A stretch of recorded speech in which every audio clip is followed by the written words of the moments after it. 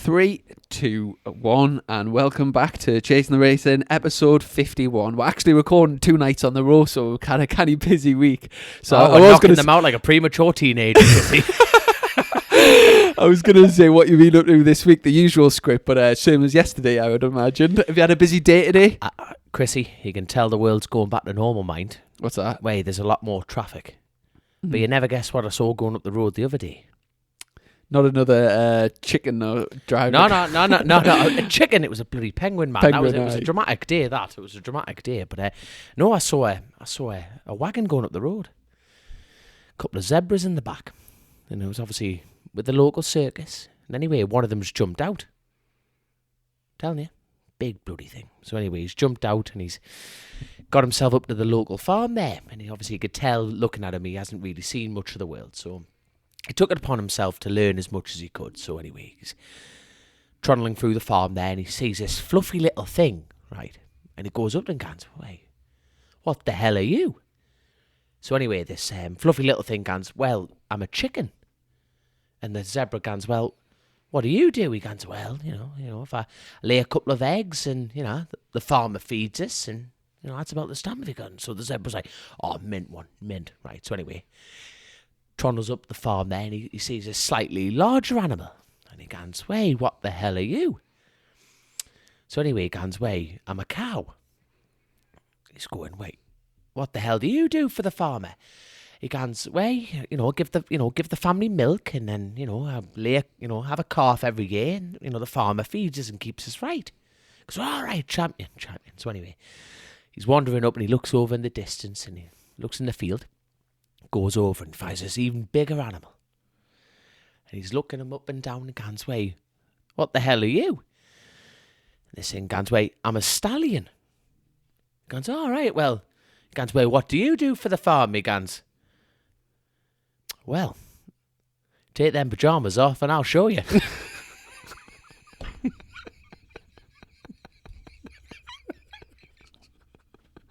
It's a bit of a slow burner, that one, Chrissy. I'll leave that one with you.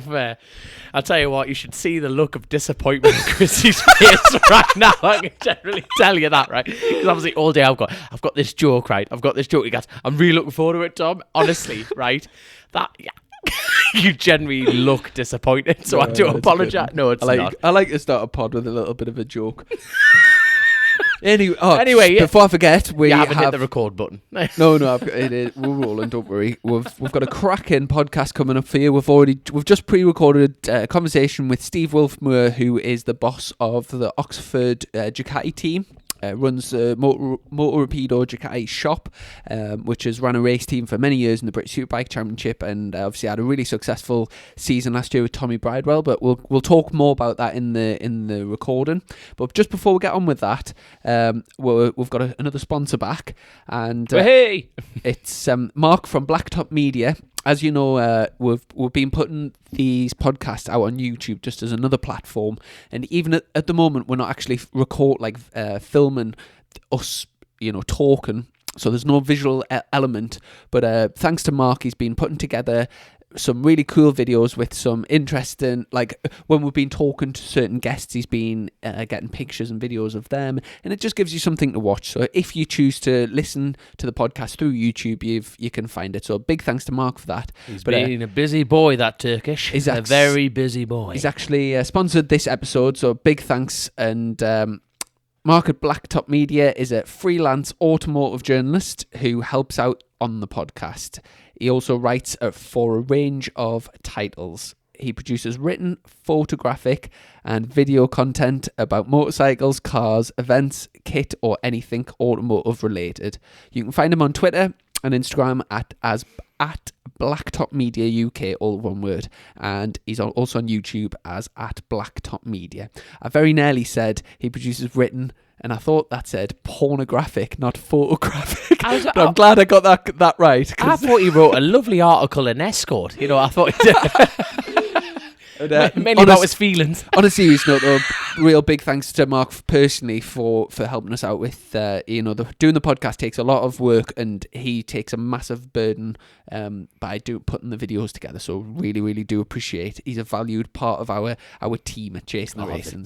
The team, we're a team. Anyways, we've got the podcast with Steve. We've also we're joined by UK Club Sport with the lovely Zoe Byrne at the end there for a quick catch up on. Well, there's not much happening in the world of club racing, but we'll catch up anyway and see what she's been up to.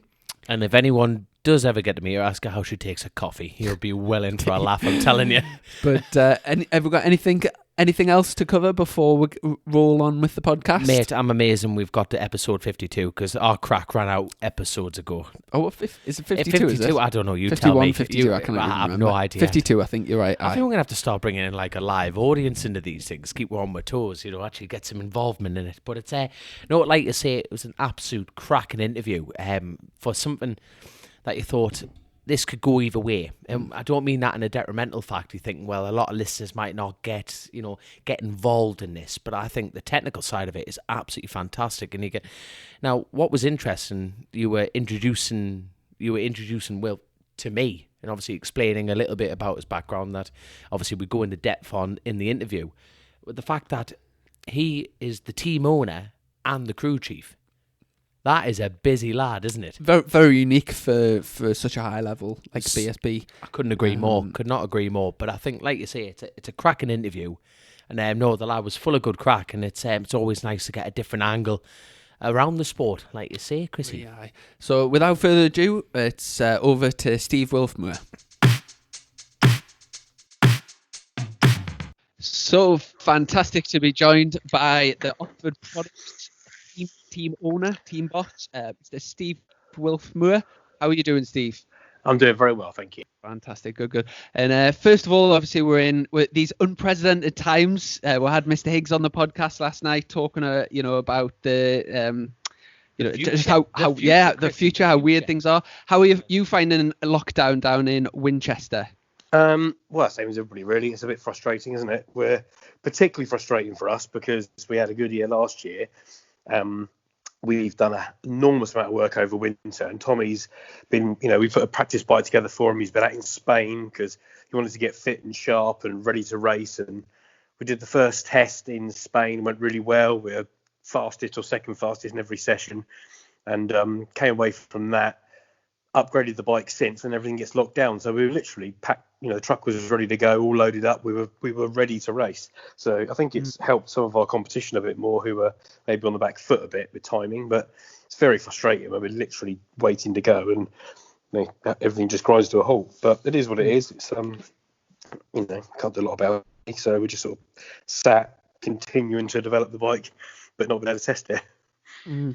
I mean, it was a fantastic 2019 season. Obviously, after having a team in the championship for such a long time, it was a massive breakthrough. Obviously, the win at Oulton Park, and I didn't actually realise what a strong finish to the season that you actually had until I was looking through the stats there. And the last 10 races Tommy finished, every single time on the podium.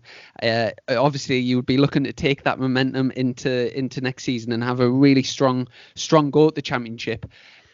Obviously, hold on. Every final race he was finishing on the podium. Last 10 that he finished, there was two DNFs in that, but really strong finish in the showdown and stuff. Obviously, going from the Panigale to the V4 last year seemed to be like a massive step in the right direction, and obviously not just yourself, but with the Paul Bird team as well. The Ducatis were very dominant last year. What did you think was the biggest upgrade from the Panigale to the V4? Well, there's a couple of things. I mean, the Panigale R, the two-cylinder bike we raced previously, that did its fair share of dominating in BSB as well. So we were pretty happy with that. Tommy started with us on that bike, so he actually finished the last 4 races on the podium with that bike as well. So he did pretty well on that. But the V4 is a step forward. It's a big jump forward. The V-twin had ended its development cycle, if you like, and there's only so far you can go with it. So now we're all on 1000cc, we're all on 4 cylinders, level playing field. My competitors might not think that, but that's we're all on the same rules now. But the bike's got a couple of advantages, I think, that, Ducati has spent a lot of time and effort on taking some of the MotoGP information on aerodynamics and on how engines work and brought that to the road bike. So these obviously the wings are the new bit, and a few other teams a few other manufacturers are looking at aerodynamics now. I know Yamaha changed aero package quite a bit, and the new Honda's got an aero package on it. So it's been pretty interesting to see if they've closed the gap. I tell you what, the whole wing situation, it's very much like Marmite in the racing world. You either love it or you hate it. Now, me personally, I'm a big fan. And as Chrissy mentioned before, we had Stuart Higgs last time on the pod. And he's not a fan. He was quite, he's not the biggest fan of it. But I think it's a huge step forward. And it's as close as people are going to get to being a fighter pilot. I'm personally a big fan. Have you ever back-to-backed the bike with wings and without? And is the big difference on the data side of things? We have tried it without, just out of curiosity, really, and it is a measurable difference. Yeah, they do work. It's not just the actual wings that stick outside of the bike. It's the whole shape of the fairing and the shape of the bike. So the wings basically make the most of that, but the aerodynamic package is the whole shape of the front fairing. It's quite an impressive thing. It definitely notices. We can see it from last year's bike and 18 bike and the 19 bike, and we can see the difference in suspension travel at the end of the straight, for example. You see how fast it's being pushed down. So it does help, definitely. It's great to have a team owner that's so technical, as well as when you look around the BSB paddock, most team owners sort of employ people to do the data and to be crew chief and stuff. Are you the only person in the BSB championship that is the team owner, as well as is your role a crew chief role in the team? Yeah, I think so. I don't know really. I think most of the team owners are a lot wealthier than I am, so they just employ somebody good to do it. Whereas we haven't had that luxury, so we learn to do it ourselves. So hold on. So pretty much after a weekend on Sunday, do you lie to yourself? Oh yeah, this went right, this went wrong. Do you just sit in the mirror and just lie to yourself? No, I have got a professional team of liars that help me out with that stuff. So that's perfect. PR people, I think we could call them. Oh, brilliant. There we are. Every good team's got to have them. Every team's got to have them. Yeah, I don't tend to be in front of the camera or the press too much. I've got Ian, my team manager, does that stuff for me, wraps things up and puts it into a nice package for everybody. But he had a pretty easy job last year. Everything was the biggest frustration was finishing second so many times. But that's it's a nice problem to have, isn't it? Yeah, it kind of is. Yeah, it does get a bit annoying. We were desperate for a few more wins, and we were so close so many times. But it was, Tommy was giving his second place trophies to people in the team by sort of round 9 because he didn't want them anymore. So everybody in the team has got a second place trophy. Yeah. I've got to say, it was fabulous to see the reward when you eventually got that race win at Oulton Park, and the euphoria in the winners enclosure, and you could the expression on not just Tommy's face but the whole team. You could really see how much it meant to everyone to finally stand on the top step. I think it is remarkable. I mean, we are racing against some factory effort teams, and we're a privateer team that runs for a motorcycle shop. We're not the guys that are in the team working the bike shop in the week. I obviously work in the bike shop in the week. There's no dedicated full-time members of staff in the racing team. So we all, obviously we spare quite a bit of time in the shop, so the mechanics get plenty of time to work on the bikes, but they've all got, roles to play in the shop as well. And we're racing against Honda Racing and Yamaha factory supported team, and and PBM with a Ducati factory support and factory engineers. So to get anywhere near these guys is quite remarkable. It takes the effort is quite astonishing from everybody. Everyone has to get it exactly right. So we're not just trying to hire expensive riders or throw money at everything. We're trying to just do it kind of the hard way, which is why it's taken us 10 years to do it. But we don't hire anybody from outside other teams. Everyone that works in our team is homegrown. They're all guys that we've developed, So it's that definitely shows when we get good results. Well, you've definitely answered one of my next questions. It was a case of like who are the factory-based teams? So were you saying that it's Paul Bird Motorsport? So they get direct factory backing from Italy itself? Is that Yeah, correct? I mean, the details of their deal with the factory are a mystery to me as they are to you. But they're, yeah, I mean, they're, we don't make any bones about it. They're the number one Ducati team in BSB, and rightly so.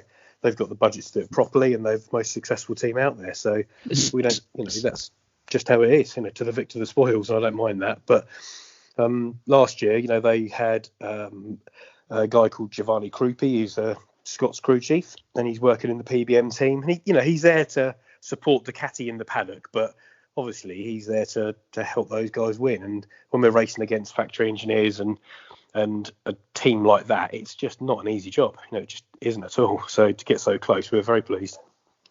This might be one of those questions that you might not be able to answer, but I'm going to ask it anyway. Is it a case of when you ring up for parts, can you get the exact same parts as what Paul Bird does?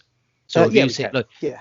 All right, well there we are. That keeps it nice. That's good to hear as a fan, a BSB fan. Ducati, the advantage, if we talk about the sort of advantages between manufacturers and disadvantages, the very strong advantage from Ducati is that they are only in Italy. Haven't got to go as far as Japan for them, but also that they have an actual support program for all racing. They genuinely are a racing company. They're not using it as a marketing tool. It means a lot to them. There's a big racing department based right at the factory.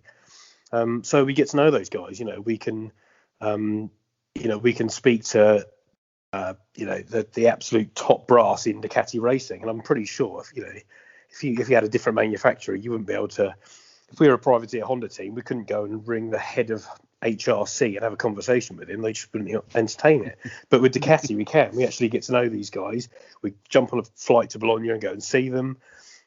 Tommy's bike last year we put together at the factory. So we flew down there with a couple of mechanics, Ian and myself. We flew down there, met them. We literally spec'd the bike there in the factory workshop next to the World Superbikes. And we said we want these parts and those parts, and they go through it like a menu. Not everything, we don't have necessarily the luxury of being able to afford all the parts we want all the time, but that's not to say they're not available to us. That's just our choice, and we have to make a decision about which bits we need to put together the right bike. So it's the advantage is the openness and the support of the factory. And that's as a brand, that's brilliant. As far as I don't think they make much of a fuss about it as they should really, but it's we could. There's no mystery parts. If a new swing arm comes out or a new linkage comes out, there've been quite a few parts developed over this winter, and even through the lockdown, we've been getting emails saying, look, we've got these new parts available. Here they are. Here's the price. Here's what they do, and we can decide whether we have them or not. And some bits we use and some we don't, but they're all developed in line with World Superbike and what their requirements are, which don't always fit to what we need in BSB. But it's quite nice to be able to get those bits available. Mm-hmm. And from following you on social media, I've seen over the years you've put posts out to do with like the way you with parts in terms of like mileage, like every bit of that motorcycle is recorded on a spreadsheet and it's got a mileage that it needs to be replaced at. Would you just sort of explain to us how that sort of works? Well, I think it's just it's something when we started in BSB and Superbike, our first rider was Scott Smart, and he's a particularly technical guy and quite hard to keep happy. So that set us on a very technical path in our team.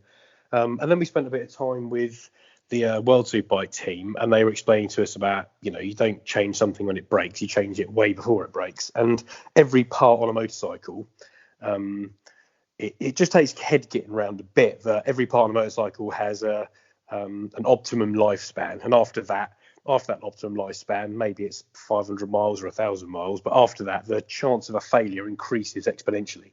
So we don't tend to take too many risks. We every nut and bolt of the bike is just literally a part number on a spreadsheet. Every time the bike goes out on the dyno or the track, then we put the mileage in. And the engines we have to look at a little bit more detail. But most of the rest of the stuff is just done on mileage or hours. And then we say, okay, that part is likely to fail at, say, 1,000 miles, so we'll change it to 500. And then that's what we do. And that's why you don't see us broken down. We don't wait for things to break. We change it way before it breaks.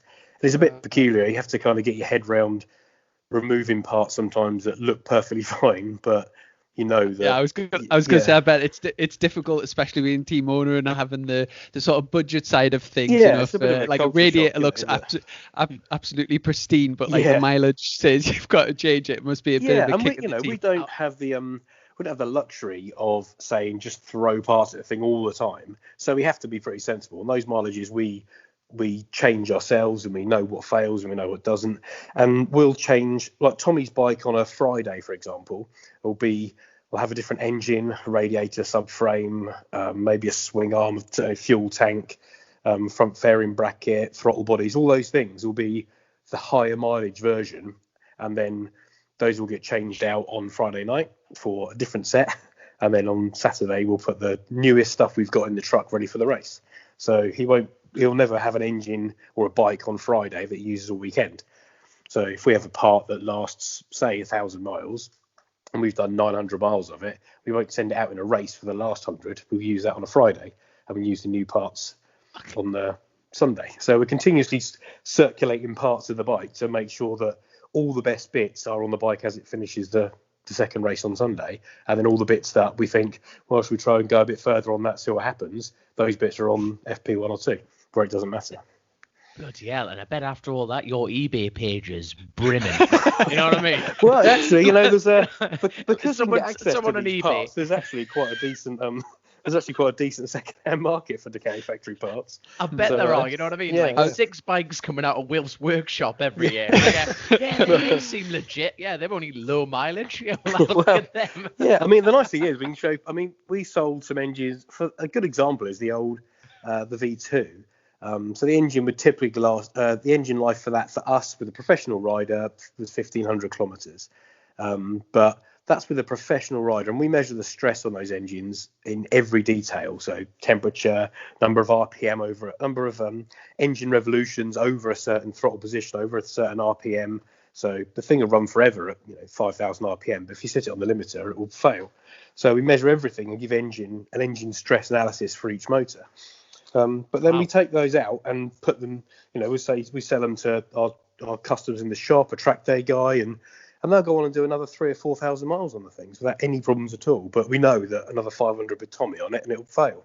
So it just the stress difference is astonishing between a professional rider at that level and a track day guy. So there is a bit of recycling goes on there because that's what keeps us on the track, and it's I think that's a good idea.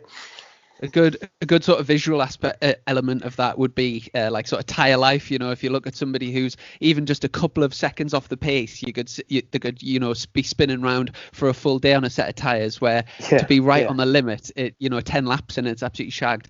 But I just want to actually touch upon the budget side of racing, and obviously without being too nosy, just like sort of to give out give our listeners like a sort of rough sort of guide for a budget to build a race spec V4 like what you run, and just a sort of rough idea of budget for a one-man team for a year at BSB. Well, I can't really give you a number for a budget because every team and every manufacturer applies different costs to different things. Sure. It's literally where do you stop and start counting? Do you start do you count the sandwiches the mechanics eat, or do you only count the cost of tyres and engines? And it's very difficult to compare one to the other. Our ultimate budget is very hard to put together and stick to. What would your dream budget be? What would your dream budget be? Go on, just a laugh. Go on. What would your dream budget be? I know you northern guys do like big numbers, but he's the math teacher, not me, son. So you can see anything to me, so it's fine. Exactly. No, I don't think I'll be drawn on a budget because generally the dream budget is normally just a few quid more than you've got. That's the ideal. Mm-hmm.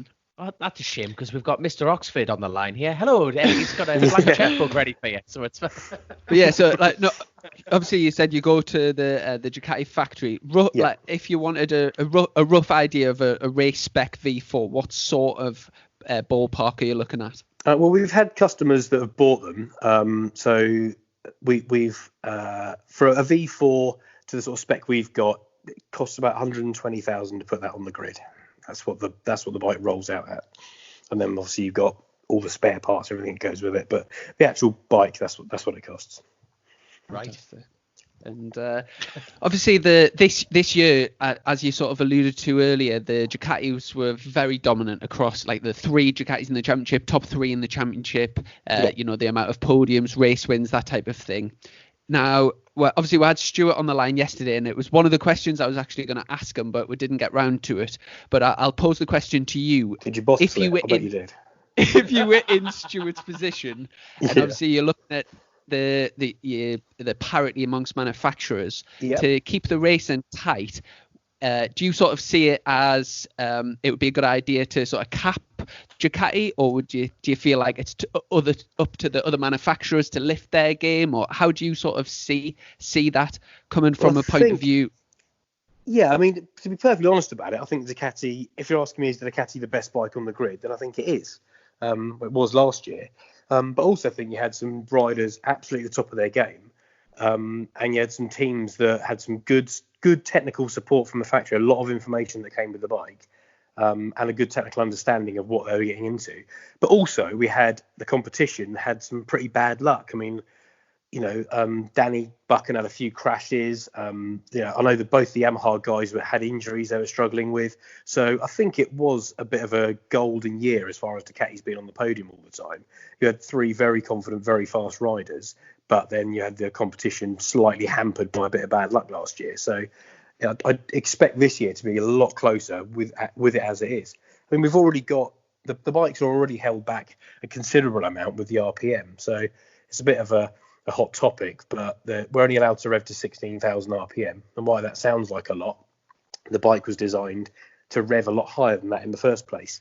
So if you have a bike designed to rev to 17,000 RPM and you take 1,000 off it, it makes a big difference, which it did. You know, we weren't riding past everything down the straights. But Yamaha this year have got some engine development, and they're going to be revving their bikes quite a bit harder this year. The Honda's obviously a new high revving bike, so I think to take 1 year in isolation of a new bike that hit the ground running pretty well is maybe a skew, you know. And certainly the year before we had Kawasaki's winning everything. When we had Jake and Leon racing for the championship, Kawasaki won 2 every race. It was never even consideration. Nobody said, Kawasaki's ought to reel them in a bit. But Ducatis are just, I think historically, because there's always been a different set of rules for Ducati being a 2-cylinder bike than everything else being a 4-cylinder bike. It's just it's a hot topic. I think it's just that Ducati are at it again, you know. But it's now we're all on the same rules, so I think the parity is there. I think, and certainly a lot of models were getting a bit long in the tooth. The Honda the Yamaha had an update but needed a better update. And they've all brought their new bikes out now, you know. So I think the BMW's been updated again. So I think everyone else probably has caught up. We just haven't seen it yet because they haven't been racing. And you mentioned Danny Buchan about being on the Kawasaki now. He's an ex-rider of yours, and things after shown really strongly on the Kawasaki in both Superstock and Superbikes, things just didn't seem to really work out when Danny rode for you on the Ducati. What do you put that down to? I think the Ducati is that particular Ducati, the V-twin. It was a bike that you had to have a particular style for, and it either works or it doesn't for you. You've seen that with Ducatis globally. You know, people either get on with them or they don't. And Danny just didn't. You know, Danny has cut his teeth being exceptionally fast on Kawasaki's, absolutely dominating the Superstock Championship, and on the Kawasaki. So I think that's his natural home is on the Kawasaki, and I think all riders tend to find their sort of natural position. It's pretty rare they chop and change and go well straight away. But I mean, I'm still good friends with Danny. We chat about it a fair bit. You know, he was very, very keen to jump straight into Superbike then, and it's just, you know, the wrong choice at the wrong time, really. I'll tell you what, that's dead interesting, that though, because obviously, like, Glenn Irwin had a similar thing, didn't he? So he was riding for Paul Bird on his Ducati, and he's riding at the top end. And then when he went to Kawasaki, Bournemouth Kawasaki, he just did not. Honestly, it just did not. Yeah, and these guys don't forget how to ride. You know, they're not. It's not like they're not trying or they're not capable. It's just we've got 25 bikes in BSB all lapping within a second of each other, and the top 10 within half a second of each other, and you've only got to be a slight bit off for it to look like a really bad season when it isn't. Now, I remember first, hearing of you and your team in the paddock years and years ago, like you said earlier, with Scott Smart. And I remember Scott and it had a teammate, Bin Laden, back in Superbikes. Yeah. Bin Laden. Yeah. Hold on. Bin Laden. Yeah. You're not winding me up here. No. All right, carry on. You must have heard of the surname. I'm sure he's pretty famous. Yeah, it's quite a famous surname in Middle East. Sounds familiar, yeah. You know what I mean? Now, I've been doing a bit of digging, bit of research, and I found out that you used to do a bit of racing yourself at was it like Thunder Bikes at Thundersport or something? Yeah, I think so. Yeah, club racing. Yeah. Is that how? Did that sort of start, and then did that develop into deciding to run a team, or like what's the story of how it all started? Even club racing, I sort of worked out. It's strange. I worked out quite early on that the ride is the important bit, and I quite enjoyed the technical side of it. But even club racing, when I put one of my mates on it to ride it, it went a lot faster. So I thought, maybe there's something in this. So that sort of started, and then we started the bike shop, and that went quite well. And then we ended up going helping a couple of guys who were racing Ducatis in Superstock 1000, and that sort of evolved, just sort of technical support really, and that evolved into us running our own like stock bike. And then the Ducati Cup came out, so that was a natural progression for us to put a couple of 848s in that. And then and I met Scott and put Scott in Superstock only because I was chatting to his dad really, and he said, Scott sort of was a bit lost in Superbike, and at the time, the championship in Superbike was kind of a much less parity than it is now. And so the factory teams were at the front, and if you weren't on a top team with the top tyres, then you were nowhere. So it was Scott sort of time for a change, and I got chatting to him, and I said I want to do Superstock, and we did Superstock with a 1198, I think it was. So and it went from there, and then he managed to continuously talk me into doing the next season again, and eventually doing Superbike. And what was the link with Bin Laden? Obviously, a famous name. Was he a relative of Osama? Yeah, it's his nephew. Okay, and how did that sort of? Is he from like Dubai or somewhere like that? How did he end up coming over to the UK to race? Well, it was originally, I think that year, 2012. Stuart said he wanted an elite team, so 2 rider teams only in the paddock, and we didn't have the budget or the or the infrastructure to do 2 bikes. And so Stuart said, look, you've got to be 2 bikes or not at all. Everyone's going to be 2 bikes. So I said, okay, well then I need the riders. They're either very good or they pay a load of money to ride, as we all know, it's no secret. So I said, I need a pay as you go.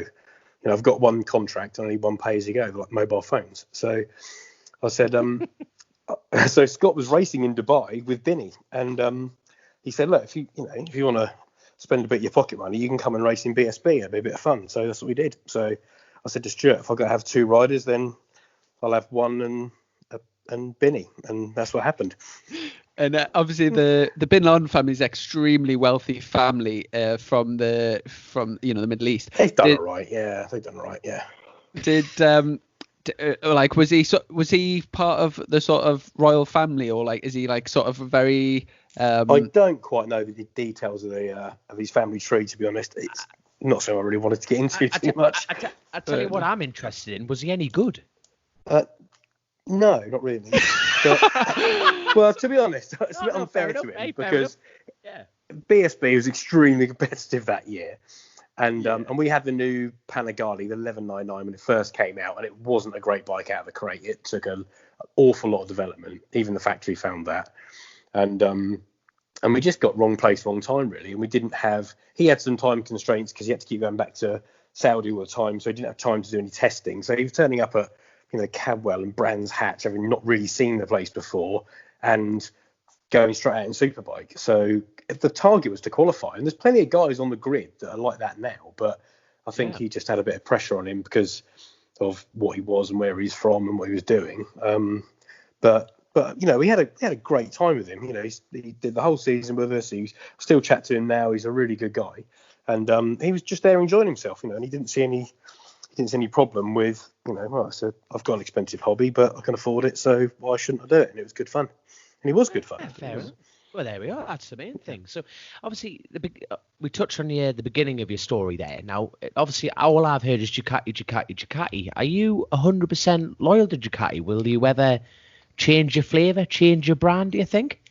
No, I don't think so. I think they're the Good ones. man. Because we've got Ducati it, listening. We've got the head guy speaking Italian on the other phone here, and he's going to kick you right off. Nah.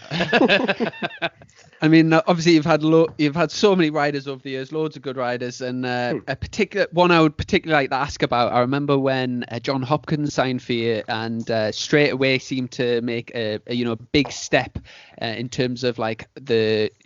As a team, you seem to make a big step, and I remember some great, races and great times. What was John like to have in the team? It was brilliant, absolutely brilliant. It was a strange thing because John was sort of not doing anything really. He sort of found himself, without a ride, or I think he probably wasn't quite at the end of the season previously. Wasn't desperate to get on a bike unless it was a good bike, and then developed an appetite for it. And then we had Jakob Kuba riding our bike, and he hurt himself and put himself in hospital, put him out for the season. So I sort of said to Stuart, any ideas for a rider? And he said, why don't you phone Hopper? I thought it still seems a bit strange. You just sort of get a number off somebody and then give him a call. And he said, yeah, okay, I'll jump. How do you think he came on this show? Yeah, I know. But he was quite a cool, famous guy. And he said, yeah, let's just go and do a test at Brands Hatch. So we went to Brands Hatch for a track day. It was a lunchtime session that Stuart got us, I don't know, 5 or 6 laps or something. And we wheeled the bike out, and John just turned up. First time I met him, and he said, I showed him around the bike, and he went, okay, let's see how it goes. And we sat him on the bike, and we said, look, we'll just, send you out, go and have a few laps around Brands Indy, and see what it goes like. And we didn't know him, and it was all a bit nervous, it was a bit sort of clicky, wondering what's going to happen. And we felt a bit of pressure because he's a pro rider that's been at the top of MotoGP, so we sort of felt a bit of pressure to get everything right for him. But he rode the bike out of pit lane, and by the time, as he went down Paddock Hill, he was at full gas on the rev limiter, and then come out of Druids, full gas on the rev limiter. And it was, I think it was 45 seconds from clicking the bike into gear to being at full throttle down Paddock Hill. Like not one lap, just went straight out full throttle, spun it up all the way down Paddock Hill. I thought, this guy actually seems quite keen. This is the guy for us. Yeah, it's good, yeah. I tell you what, he was the first person I ever thought that I want to be a pro rider, because I turned up at Croft at my first ever race meeting, and for some reason he was there on his Suzuki, and he pulled up in his brand new Merc, his smoking hot missus, got in the back of his car, brand new levers, took the cling film off, brand new boots, took it all apart. Within 10 minutes, he was on the bike. Right, he rode round looking like a tea kettle, hand on his hip. He did 1 lap warming up, and then he went past the 300-yard mark, about like back wheel up in the air. He did 2 laps, came in, and all I heard in an American accent is, that's fucking mint. And then he got back in his car and drove off with his smoking hot missus to do all sorts. I can imagine. I just thought, that's what I want to do when I grow up. I'm telling you. We actually had Matt Roberts on the podcast recently, who's writing John's autobiography at the moment. So I'm really looking forward to that, because the sort of ups and downs of his career, and following him on social media and stuff. I really can't wait to that. Now, one question that I wanted to ask about, obviously I've seen your team around the paddock. I just wondered about how you mentioned about sort of homegrown the team, so like they all sort of develop with you. Do you have a particular sort of process for, like, I'm aware that you've had people through from Swansea University. That's right. A certain Dr. Penis, I've been told, that used to work. Yeah. That's a bit cruel, but yeah. We're not going to walk over that. What's going on here? Well, how do you sort of pick your staff? Well, I mean, technical is the key. That is the key. It's you find the right setting on the bike by either trial and error, burning fuel and tyres and going round and round, or you do a few laps and then analyse every little bit that's going on. And we are pretty heavily staffed for a one rider team. So there's, in the team, there's the guy you're talking about is Gio Piras, who now works in KTM MotoGP. So he was at Swansea University, and he wrote a piece of chassis software that we used on our bike. And basically, he came to me and said, "Look, I want to." Yeah, he'd done racing before. He worked in paddocks all over the place before, but he liked Ducati. He wanted to get in with it, and I said to him, "Look, we need a mechanic. So if you want to start as a mechanic, then you can put into practice all the stuff you're learning in theory in the week, and we'll." He used our bike as his chassis software dissertation for Swansea University. And he did pretty well at that. So he was with us with Cooper and with John. He evolved from being a mechanic. Once he qualified, we kept him on as a chassis engineer, and he was doing some chassis analytics for us and proving his bit of software at the same time. And then he did really well. Helped us understand the bike, perfectly, really. I mean, it works well because there's a whole talent pool there of people that want to learn it and put it in a practical application. And we don't have the budget to go and hire world level crew chiefs. So we accept that, okay, they're going to come into the team and spend a bit of time learning their way. So pretty much just have to feed them and give them a t-shirt. But then in a year or two or a season or two, then they're very useful and they're very good and actually put something back into the team before they move on to something else. And Gio went from, I think it was actually through a connection to John's, and Gio ended up, he was saying to Hopper, quite fancy getting into GP, and Suzuki got some places, and John went, well, I'll give him a call for you. And then Gio left us and went to Suzuki MotoGP, and from there KTM MotoGP now as a chassis analyst. But that works really well as a process. We've got a guy with us at the minute, Ash, who's my data guy. A couple of years ago, I put an ad out just on social media saying, need someone to help me do the downloading of the bike and looking at that sort of stuff. Because it's very time consuming. And I was, when the rider came in, I was plugging the bike in, downloading the bike while talking to the rider about the session. I just needed someone to help me. And the trade-off was that I'll show you how to do it all. And then you do it all and you evolve until you take over from me. And then, so Ash has been with us for 3 seasons, I think. And the bike comes in now. You see me with the clipboard and talking to Tommy, but Ash actually downloads the bike and then he shares it across the network, and he shares that data now to a girl called Kat. And Kat's joined us last year, I think, beginning of last year. And she's our chassis analyst now. So she's a really gifted chassis analyst, and she looks at all the geometry and the chassis, the physical part of the bike. So Ash does the electronics. He checks all the bike health, the fueling, and what's happening with the engine braking and the throttle response, and all the health and temperatures of the bike for the mechanics, so they know if it's hot or cold, or using oil or anything like that. And then Kat analyzes all the chassis, and then I talk to Tommy. So those guys are sort of with us at the minute. Hopefully I'll hang on to those for a bit because they're really good. Yeah. But should they go on and end up working in World Superbike or GP, then I'll get somebody else in to sort of overlap them a bit, Yeah, the circle of life. And yeah, it must be great. From other teams, that's the key thing. I think we try and take our influences from what World Superbike and MotoGP are doing rather than what BSB guys are doing, because it's the factory teams at World Superbike, our experience of Ducati, because they're so open, we can see the processes they do and how they analyse data and how they change things and how they arrive at decisions, and that helps develop our technical side of the team, which works really well. Obviously, it must be great to see the team growing like that and moving on. And also, I've noticed over the last few years that you've had young Thomas Strudwick, who is a very keen and sort of. He is very keen. Yeah, he's clearly got a lot of talent, and like a young man that's. He's very, for somebody of such a young age, he's very professional, and he like holds himself in a like a very professional manner. Yeah, that's right. Yeah. Well, I think are you still involved with Thomas now? Yeah, we are. Yeah. So part of the where we've got one bike and one manufacturer, for the technical aspect of the team to develop, we need a bit more of an influence. So Kat and Ash both were involved in Thomas's GP2 bike last year, just going along and looking at the data and looking at the putting some numbers into the chassis software we use and helping him with that. So a bit of a trade-off. They get a bit more of a particularly they need it now, but they quite enjoy the variety of working on a couple of bikes, and Thomas gets a free chassis engineer, so that works quite well.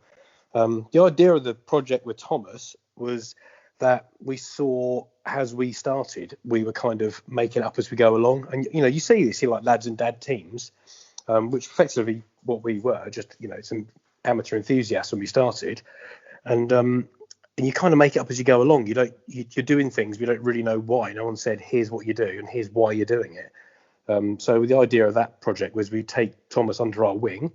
We'd spoke to a few of our sponsors and said, look, for a couple of percentage more of what you're helping our team out, you can have your logos on this bike as well. And it's a nice project, had a nice feel to it. And it was, putting something sort of back into the paddock to just raise that profile. And, Thomas is like that. He's very good at being very professional rather than being like a, stock 600 rider running around with a scooter at the weekends and, or a stock 1000 rider getting drunk. So, but that's why, hopefully that was the process of it. Just take a bit of what we know and show them how to do it from the start so that it starts them off well. And we're doing it with a couple of kids in the British Talent Cup now. Obviously, we helped Thomas in the British Talent Cup, still helping Thomas out. We've helped a couple of kids do some mini moto stuff, just how to deal with sponsors, how to talk to people, all those bits that we basically spent years learning the hard way because no one would tell us how to do it. So we're trying to sort of feed the championship from there, really. Next generation, excellent. That's weird. Yeah, it works quite well. Hold on. Let's talk about the next step. Now, your own rider, Tommy Bridewell's hummed and hawed and talked about it a few times about going to the Northwest 200. What are your thoughts about that? And would you see your team at the Northwest? No. Is that it? Straight away? No, that's that. Next question, Chrissy. That was nice and easy there. And obviously, I get asked about road racing quite a bit, and I don't know anything about it. It's it's like asking a tennis player about badminton. They're different sports. The only confusion is that I went to the Northwest actually when we did some work with Lee Johnson when he was riding the Panigale. And that was a while ago. But I went over there for that event, and it was a real eye opener. It's a totally different event. It's a different sport completely. I think it's a different sport. I know it's all racing, but very few riders are good at both. I mean, there's a handful, isn't there? But it's just to be a motorbike. It's just a different sport. Yeah, I think it's a different thing. We look at tiny technical differences, which is the bit I really enjoy. And it's even the way the bikes are prepared and the way everything works, and even how the events organised. Everything is so different on road racing to what we do on the short circuit stuff that I don't know. I'd need to learn everything all over again. I wouldn't think I would just turn up and race against these guys that know that sport far better than we do. So it's a bit like going motocrossing. I don't know anything about that either. Yeah, fair enough. What's your thoughts? To Tommy want to do it then on a personal level? What are your thoughts? If he just said, I want to go do this, would it just be a yes or a no from you? I don't know. We haven't discussed it. I mean, Tommy's had a few other things that he's wanted to do because he just wants to ride a bike every single day, like every day. So good man. It's just continuously. So I mean, we've done some good events with him. We did a couple of not wildcard, but a couple of stand-in rides last year. World Superbike with the Go 11 team when their rider got injured. They gave us a call and said, look, it's you might be. You're the fastest rider we can think of that isn't in a rigid factory contract. So do you want to come and ride Imola this weekend? And we thought, all right. So we jumped on a flight and I went out there and, Tommy blasted around Imola. And then we did Jerez. And we also, year before, we went to Barber and rode in the Barber Classic there for Boulder Motorsport. Tommy was third in that. That was really good. But, so I don't mind these other events, and I know there's certainly Tommy is really into doing Suzuka, so he's finished pretty high up in Suzuka before now, and now there's probably going to be a Ducati effort in that. I think that's something that might just all converge nicely. But Northwest, I don't know. I don't know. I'm not super keen on it, but only because I'm selfish and I don't want to risk my rider, or I certainly don't want to put my bike around there. Yeah, fair enough. Fair enough. Fair enough. I remember Tommy he held a really good account of himself when he did them World Superbike rounds as well for the Go 11 team. Yeah. But just a quick question while we're talking about road racing. Obviously, it's been announced that Michael Dunlop's going to be riding the V4 for Paul Bird at the TT. Yeah. How do you think the Ducati at the moment, the fastest lap on a Ducati was set by Michael Rutter, and it was a number of years ago. I think it was something like 128. miles an hour. So obviously that's a fair bit off the standards of these days. Now, Michael Dunlop, he's going to throw the kitchen sink at it. He's going to give 110% effort. How do you think the bike is going to cope with the TT circuit? I genuinely don't know anything about the TT circuit, but I have spoken to Michael. And yeah, it does sound like a dream, doesn't it? But I don't know. I certainly haven't got any issues with the bike as far as mechanically goes or being fast enough. I think that's great. I think the aero package might help it there more than it helps it on the short circuit. The bike is, when it actually gets very fast, it gets pretty slippery, and I think that might be good. But as I think there are so many variables about the TT that I can't begin to predict it. But I wouldn't have any issues with the bike certainly being able to be as fast as everything on the straight bits. And I don't know much about it. I don't know how the chassis will perform there, I guess is what I'm saying. I think the bike is probably a very rigid bike, but everything's adjustable, isn't it? So let's see, that's a good team. So I don't see any reason that with them and their experience and Michael's experience, it couldn't be right up there. Well, whenever eventually it happens, I'm really looking forward to the spectacle, and it's a big question mark, and I'm really looking forward to that. Now, before we've got some quick fire questions, but just before we get on to the quick fire questions, I'm just interested. Obviously, you mentioned about the having a close relationship with the Ducati factory, and obviously Ducati over the last sort of 5-6 years has been like a pioneer in terms of stepping up the technical side of things in MotoGP. And obviously we've seen the development of the wings, and then all the other manufacturers copying, and that's then fed down into the superbike category. Now, looking at the other sort of the new bits of technology, such as the start device now working on straights for aerodynamics, the tuned mass damper, the big ugly seat unit. Can you see any of those technologies passing down to the superbikes as well? I think superbikes are a bit more controlled, and Ducati do make quite a big distinction that the prototype class should be a complete prototype class. They should look like crazy bikes. Yeah. In the same way that a Formula One car doesn't look like a car, does it? But we recognise it as a Formula One car, but it's nothing like a car. But Ducati do make that distinction. But any advantage they find in racing, that the advantage I think they have is they're all sat in the same room. So when they find something, the Superbike team look at the GP team and vice versa, and they do. Obviously, if there's an advantage to be had by bolting on a Superbike, they'll do it. But I don't think many of those bits necessarily cross over. So I think that's the key thing. And no one wants a £300,000 road bike, do they? Yeah, very right. I would like to be able to afford one. I was about to say, yeah. Now, I was speaking to my technical friend. Do you know Ali Roland Rouse? Never heard of him. Technical friend. No, well, Ali. No, I do know Ali. Yes. Yeah, and he was trying to explain about what the big fat seat unit on the Ducati MotoGP bike does, and he was describing it as a little bit like a big bit of cement in the bottom of a tumble dryer, and saying it's there to eliminate the chatter. Are you familiar with the technology, and like what's it all about? I'm reasonably familiar with it, but I think anybody that understands it would be forbidden about saying anything about it. Oh, fair enough. Okay. Next question. Fair enough. But yeah, we'll move on to the quick fire questions. So I'll start you off with a nice easy one. If you could tell your 18-year-old self one bit of advice, what would it be? Don't get involved in motorcycles. Read, Dom. I'm struggling to read your handwriting here, son. I tell you what, you read that one. So you can tell I'm the uneducated one here, Wilf. If you could spend a week with any living person, so within the racing community or not, who would you choose? Any living person, if I could spend a week with them? Yeah. Sorry, did you say from racing or just anybody? It can be from racing, or it could just be somebody totally random. Liz Hurley, anyone. Good God. At the minute, probably I'd want to be with Tommy for a week because we could go racing. Oh, fair enough. Good answer. I asked Dom that question earlier in the year, and his answer was Liz Hurley, which I thought was. What's going to do with her for a week?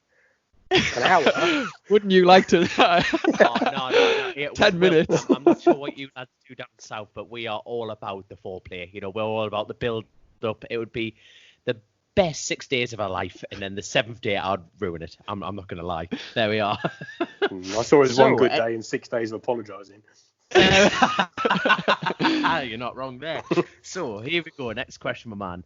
If there was one rule you could change in BSB, what would it be?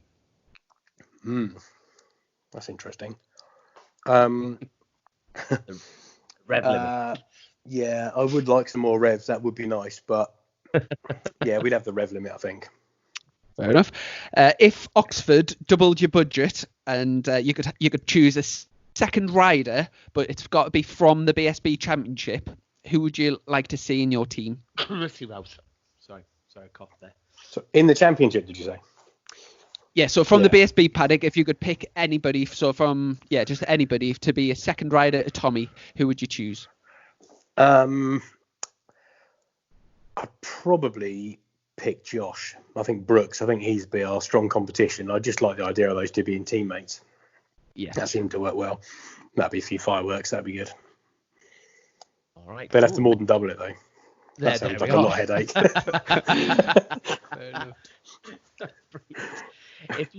Next question. If you could take one circuit off the BSB calendar, which one would you pick? Thruxton.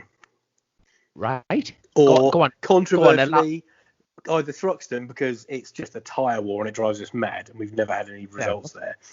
Even though it's 20 miles from the shop and we get a great crowd. If I could put Brands where Thruxton is, that'd be perfect. But personally, and I know Tommy wouldn't want to see it go, I'm not a big fan of Cadwell. Wow. I know. Right. I know Is that from a logistics point of view, or is it difficult to set the bike up, or why do you say that? I think it's logistically it's a pain. I hate walking up and down the hill all the time, and which never occurred to me until actually we went fast enough to get a garage at the bottom. But it's just a long way to go, and I don't know. It's just I always hold my breath. I always come away from Cadwell thinking, right, we got away with that. No one got hurt. That's fine. But it just feels a bit dangerous to me. And to finish off the final question, from your life in the paddock, if you were organising a big night out and you got to choose 5 people to take, so you want like a sort of stag do type night out, which 5 people would you take? I don't think 5 people want to go for a night out with me. Just for a mental night out. Yeah, for a mental night out. Trying to think. I'd probably pick definitely Hopper. He's definitely good for a night out. I think James Hayden would be good for a night out. I think Nick Morgan from MSS would be good for a night out. My team boss. Yeah. God, I can't think who else I would want really. I don't want too many people with phones there. They're going to stick Tommy on there. But, yeah, I think Tommy's a nightmare. He'd be a liability. Yeah, no, I think I'd leave him at home.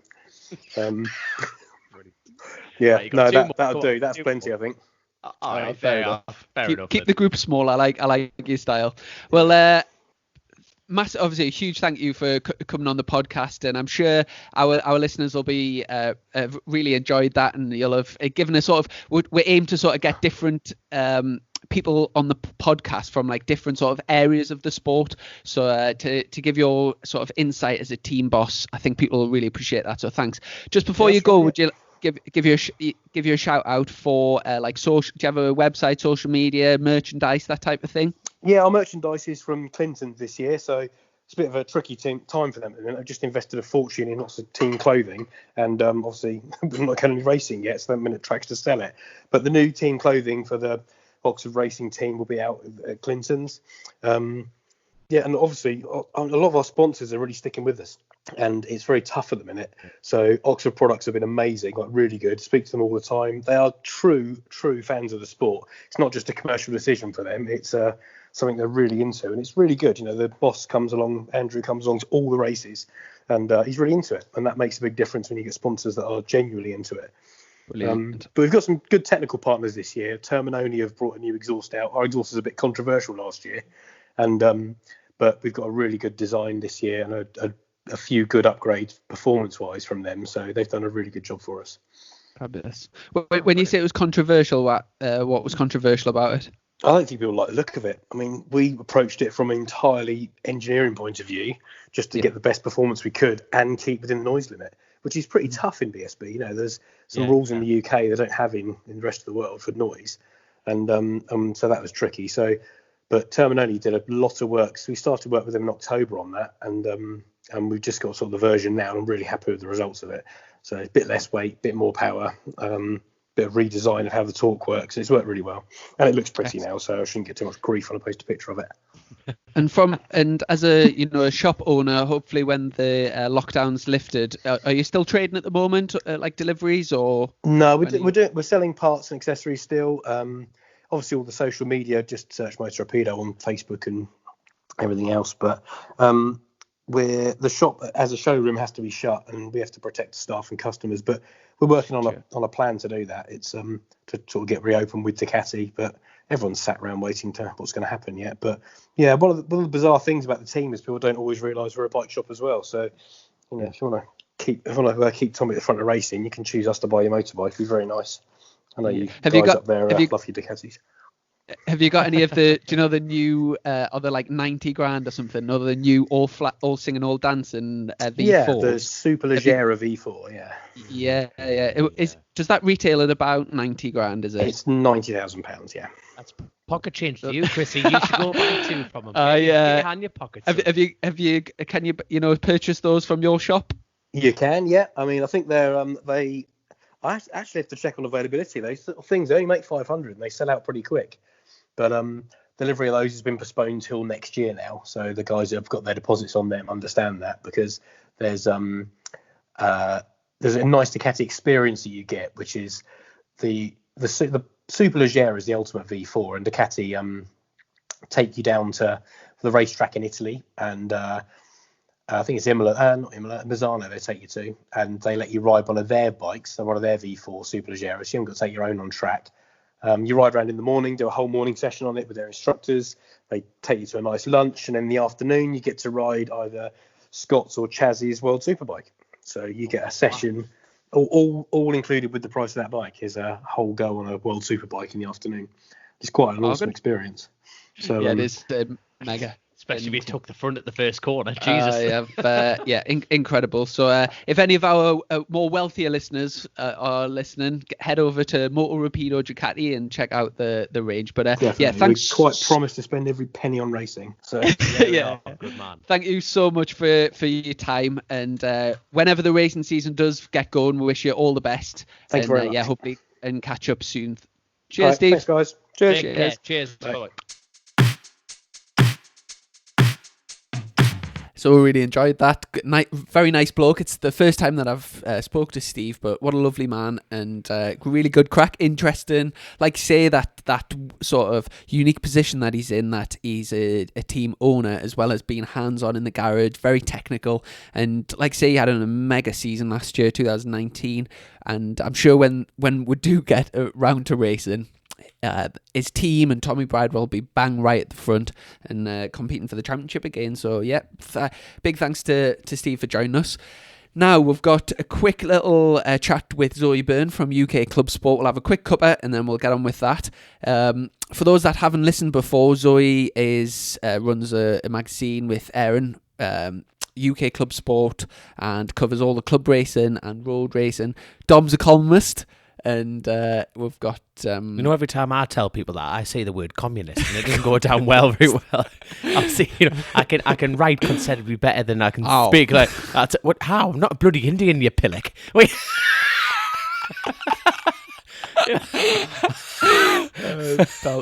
Right, so... They call me chief. So anyway, Zoe, Zoe. Good girl. She's a good girl. Good to her mother. Let's get the kettle on. Champion. So we just had Steve Wilf Moore on the podcast there, and then quick tea break, and then straight on the line to the lovely Zoe Byrne from UK Club Sport. How are we doing, Zoe? I'm not so bad. I'm surviving. I'm getting there. I think that's all any of us are doing. First question. Obviously, we've just had our tea break. I'm just wondering are you the milk first or milk last type of lady? Oh, come on, Chrissy, I have it black. I drink my tea black when it's 3 sweet. I'm just waiting for Dom's euphemism coming. Yeah, Chrissy, I've changed my tone these days. And if she likes it black, that's fine. It's everyone's choice these days. So how's life at UK Club Sport at the moment? It's all right. We're just sort of at that midpoint between magazines where I think the next one's due out it's probably 2 weeks today, I think. The columnists, Dom's been instructed to have his words by next Wednesday. So Wednesday, thank God for that. I thought it was Tuesday. I've got loads of time now, man. Loads of he time. He had a little panic last week, didn't you, Dom? Well, basically, because Aidan, I was on the phone to Aidan, who writes a column for you as well, and he's my own personal Jesus. Basically, when I knock myself, I ring Aidan, and the man has literally got magic hands, and he puts me back straight again. And no, it was a case of he told me, it's like, mine has to be in by Friday, and that was a week ago. So you can imagine I hit the panic button, like a kid getting told off for not doing his homework, going, uh-oh, I've got nothing yet. I tell you what, it was a great obviously you've got a new designer or whatever, but yes, a great job by putting out a lovely picture of me and Dom just before the coronavirus when we got them suits sorted and the masks and everything. It was a great little advert for the podcast as well, so I appreciate that. It was a really good pick. It was a great pick. Also, in that last mag, I really enjoyed the article on, my team boss, Nick Morgan, and obviously his son race, and there was a big front page and a good spread on that. Have you got anything lined up? Obviously, I mean, I know it's really difficult times at the moment with no racing to talk about, and we're having similar issues here on the podcast. We're kind of hoping that once the season got started, the crack would be flowing out of our ears.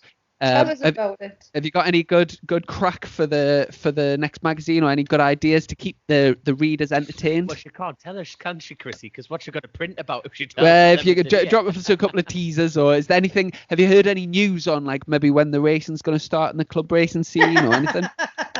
Well, actually, no. I've just been reading on Facebook, so it's true, because it's on Facebook, so it's got to be true.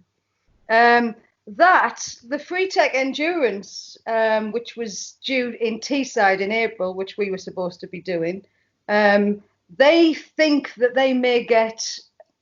they've got a June the 20th date, and they're talking that it may be brought forward early.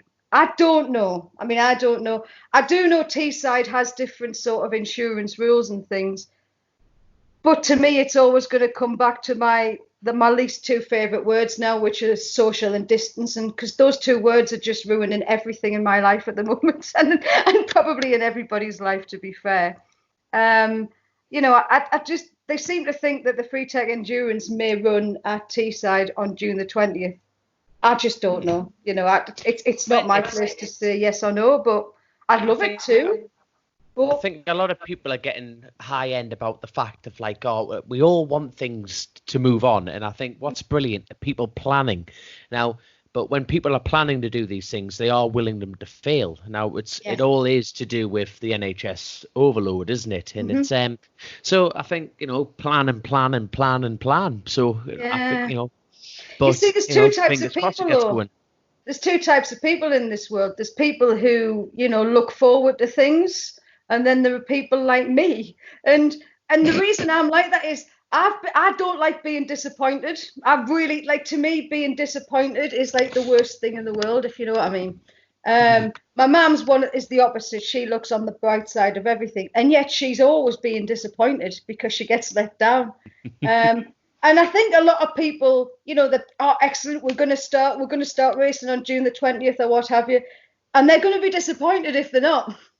Whereas I'm very much a realist, and I'm like, well, probably won't be. And I think I probably get on a lot of nerves. Well, I know I do, but that's just how I am, I think. I'm Team Zoe on this one, and I agree with the way I'm sort of looking at it is if we do get any race and if we get any track action whatsoever, I'm seeing it as a bonus this year. Mm-hmm. Oh, totally. Don't get me wrong. I think I won't. If any racing does get going, I'm not going to see it as a championship.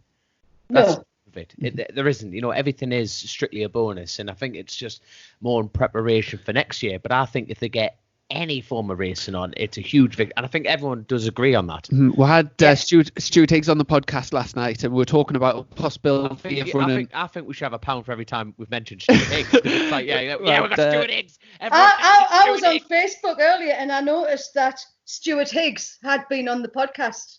So. Yes, well, Stuart was on the podcast, and we sort of mentioned if it gets towards the end of the year, and if there wasn't time to run a full championship, but maybe a couple of races to do some sort of like transatlantic trophy style. Hold on. Let me get this straight, Zoe. This is Chrissy's idea. Yeah, this is what I'm pushing for, and I've got a great idea. Have like a Team UK versus rest of the world, but like it could be the same riders from BSB, but obviously you would have like Brooks or Halloran, those lads, and they could maybe have like a guest rider from MotoGP. And I think obviously you couldn't be a BSB champion after like three rounds, but you could have something a bit different. And I mean, every single person would turn up for the last few rounds, so I think it would be mega. Mind the only racing that's looking like it's definitely pretty much going to be on, which is Macau out in China, and obviously. Did you read about that in the Sunday Sun on Sunday? Which I may not have told Dom that I actually ran that in the Sunday Sun on Sunday. That Dom was hoping to go to Macau. I didn't actually read that. There's no lies there. No, I'm very good. Well, I figured you wouldn't see it anyway, so I thought, well, I'll just write what I want in here. That's my Northumbrian education, dear. Our reading's not that strong. And there we are. So have you ever been to Macau? I've never been, and I've always wanted to go. I have always wanted to go. But I've always been told, well, it's not for girls, it's not for girls. Well, how about it as a bit of an end? If that's the only race, and I'm definitely a game for getting booked. So like, how about a sort of Northie, like a chasing the race and / UK club sport lads on tour going to support Dom? Sounds good to me, like. Oh yeah, we could all just get like Dom Herbertson scarves and things, and yay, woo. That would be really good. That would be scarves in Macau. You two are right, Chrissy. You don't drink, and you're planning on bringing a bloody scarf, woman. I generally don't think you two should be going to Macau. That's all. No, that's all I'm going to wear. Just the scarf, because make sure you're on the start line. Because I bet not many lads have seen a proper northeast woman standing there. You know what I mean? I've been like reared by them. Reared on pastures. As a Northumbrian term. Anyway, do you know what? I mean, Chrissy's bus that he puts on to Knockhill, if that's going to be standing idle this year if we don't go to Knockhill, so maybe we can just do a bit of a summer holiday thing and take a bus to Macau. Dom's party Chinook. Sounds good to me. That sounds good to me. And I see that you've, as well as the UK club sport, you've added to your repertoire, and you've also got a second. Is it a magazine or a newspaper? I don't really know what it is. It's a magazine, but it's not glossy. It's a publication. It's a magazine, but it's not like glossy or anything like Club Sport is. It's more of a thin paper. So some people often call it the newspaper, and I'm not offended by that. I don't know what it is. It's a 32 page at the moment, and it's about it's all local news. Totally, it's got nothing to do with bike racing. Although I think you two have appeared in it once or twice. Probably shouldn't have. And I've got a picture of MotoGP in this month because it's for people who live in Washington, which is where I'm from, and it's just a local newspaper. Really, it's free. We deliver it to the homes, and we do it ourselves. So today, picked them up this morning, and we've done 11k delivering to 2 estates in Washington today. And you know what? It's been really nice because I've actually met some nice people. I thought it was going to be horrendous. I thought people would be coming out and hitting us with bricks saying, "Get in, you're not meant to be out." But it hasn't been like that at all. People have stopped for a chat from a distance, obviously. I've met probably 9 cats today, and I did get growled at by a big dog, but you take the good with the bad. Fair enough. And, it's canny. We did have plans for at least another 2 motorsport sort of related magazines this year. I just don't think they're going to happen now because there isn't any motorsport.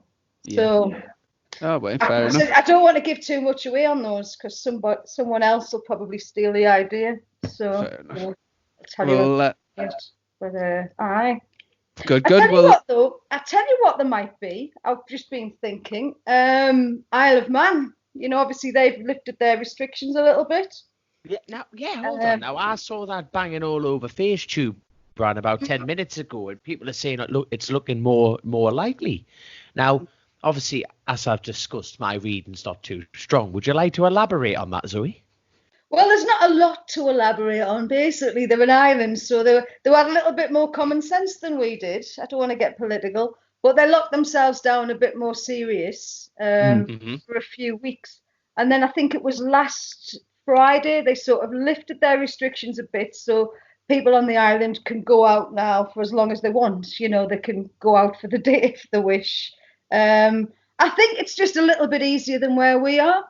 And while I don't think for a minute this means we're going to have a classic TT in a Manx Grand Prix, what I do think we could actually end up having Derby, which is now back up and running under a new guise again. There could be some club racing at Derby later in the year. Of course, we probably aren't able to go to it because, they've locked themselves down. But it could be people on the Isle of Man are going to be having a whale of a time playing around at Derby Motorsports Park from August, September. So we might have some racing. We just don't know, which would be nice, I better dig out my rowing boat. There you are, get on over. You better, we could end up, that'll be like front cover for the next 3 months, Derby Motorsports Park. I know Harry Payne, who's another one of our columnists, has been banging on for ages saying, when are you going to put a sidecar on? When are you going to put a sidecar on the cover? And I think I said, well, when you win, you can have the cover. But I think I'd also made a joke saying, if Derby's the only thing that goes ahead, you may end up on the cover yet. So, because he lives out there. So I'm going to ask him to do some stuff for his next column, just sort of what the state is on the island, really, and what they sort of think things are going to do. So, it's something, isn't it? We actually have our merchandise based out there. Isle of Man TT Cases do all of our stuff, so I think they did have some issues with postage and stuff with being so strictly locked down. There was a bit of a delay on a few things, but I think they're getting back on the feet now. So hopefully, people who've made orders on the website, it'll be coming through soon. But have you got any other sort of bike related crack to finish on?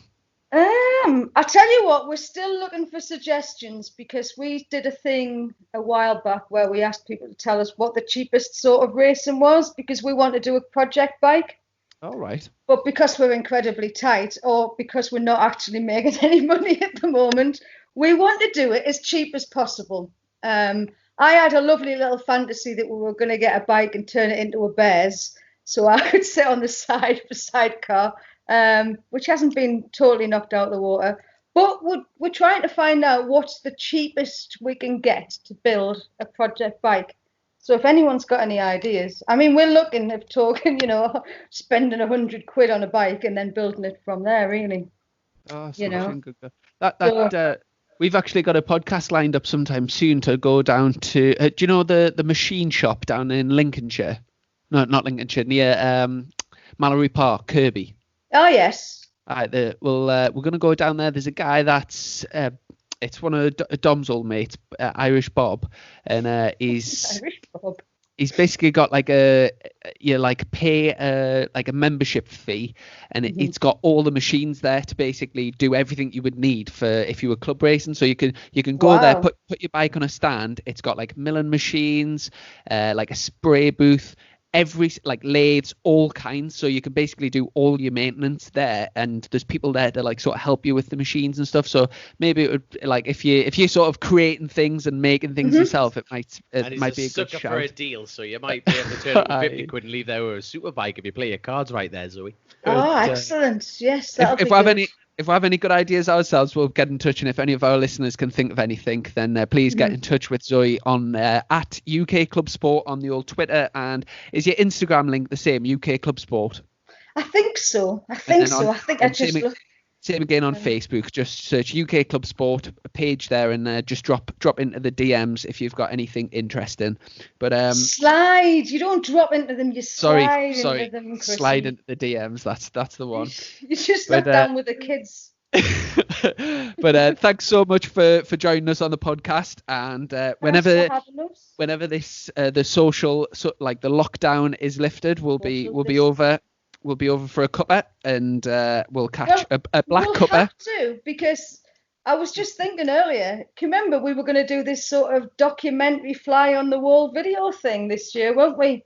All I've got is you two. I've got about 5 minutes of nothing that's usable of us in a caravan in January.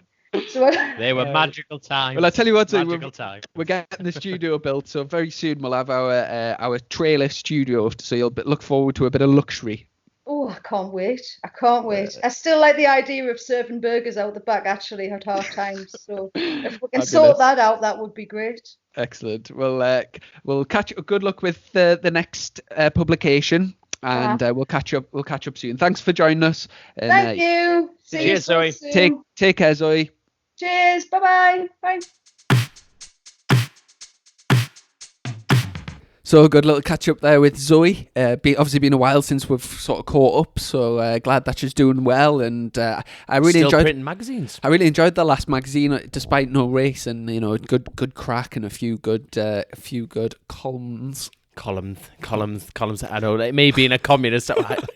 Obviously, I keep forgetting I'm sitting across from the Cherokee warrior himself there, Chrissy Rouse here. This is how many communists do you know? Oh, giddy up. Right. Anyway, let's tidy this up. So obviously, big thanks to our patrons, people. Big thanks to our patrons. Yeah, we really value your support, and we'll get obviously great questions that was sent through that we managed to get into the interview with Steve, and we'll get some sort of live stream set up like we did a few weeks ago. We'll get another one sorted to catch up with our patrons. And obviously, big thank you to Mark at Blacktop Media for helping us in general, sponsoring this show, but also massively helping us out with the media side of things. Have you got any other crack for the week? No, not really. Hopefully, going to get back to work, and just like I say, I'm solely based upon emergency work with the times we're in, and obviously, difficult things are happening around the world. But it's hey, Chrissy, there's nothing really, Things are progressively getting better. Yeah. Obviously not the situation, but I think the way of how things are adapting to it. But obviously there's still, quite a fair bit of bad news floating around the place, but it's which is bad. But obviously me and Chrissy have a good chat before this show, and obviously touch base with personally what's going on. Obviously the Paul Rousset family have taken a hit on this time, haven't they? Yeah, but unfortunately, I'm very lucky to still have my great grandma. She's just turned 91, and unfortunately, she's just got the coronavirus. So I would just like to send out my best wishes to me gran. She's unfortunately, with the situation with social distancing and stuff, she's actually in a care home, so obviously we can't get to see her, so it's really tricky for the family. But she's a hard nut. Hey, if she's a Rousset, anything to do with this family, she's tough as an old pair of boots. She's on my mum's side of the family, but she's definitely the tough side. I've met your dad, so there we go. So she's on that side. You're absolutely laughing, mate. You're absolutely laughing. So best wishes to me, gran. And yeah, good man. Anything else? No, not really, mate. I think obviously that was a good episode, and obviously we'll just let you know on the old social media platform with what's going on for the future. But obviously, my best wishes to your grandma there, and we'll catch you next time, Chrissy lad. Smashing. Catch up soon, mate. Take care.